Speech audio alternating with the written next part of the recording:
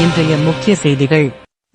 கிருஷ்ணகிரி மாவட்டம் பர்கூர் அருகே கடந்த அக்டோபர் 9, 2025 அன்று அதிகாலை சுமார் 2 மணி அளவில் பர்கூர் காவல் நிலையத்திற்கு உட்பட்ட பர்கூர் கிருஷ்ணகிரி நெடுஞ்சாலையில் செயல்பட்டு வரும் ஸ்ரீ கிருஷ்ணா மிஷனரிஸ் என்ற ஹார்ட்வேர்ஸ் கடையின் முன்புறம் உறங்கிக் கொண்டிருந்த அக்கடையின் காவலாளி திம்மன் என்கிற திம்மராயன் வயது 70 என்பவரை அடையாளம் தெரியாத 6 பேர் கொண்ட கும்பல் தாக்கி கொள்ளையடிக்க முயன்றது.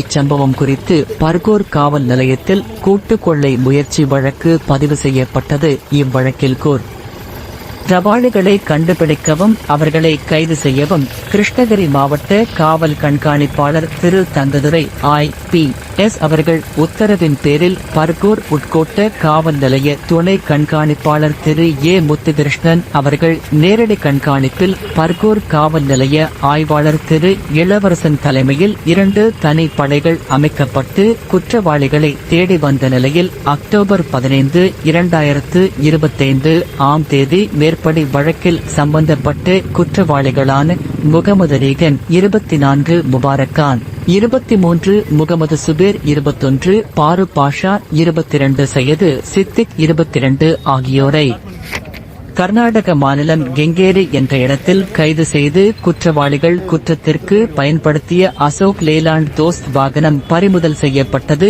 ஒரு குற்றவாளி தலைமறை இவ்வழக்கில் சிறப்பாக செயல்பட்டு CCTV காட்சிகளின் அடிப்படையில் குற்றவாளிகளை கண்டுபிடித்து சம்பவம் நடைபெற்ற 5 நாளில் குற்றவாளிகளை கைது செய்த தனிப்படையினரை SI அமர்நாத், SI திரு பிரபாகரன் ஆகியோரின் கீழ் அமைக்கப்பட்ட குழுக்களை காவல் கண்காணிப்பாளர் அவர்கள் வெகுவாக பாராட்டினார். குற்றவாளிகள் நீதிமன்றத்தில் ஆஜர்படுத்தி சிறையில் அடைத்தனர்.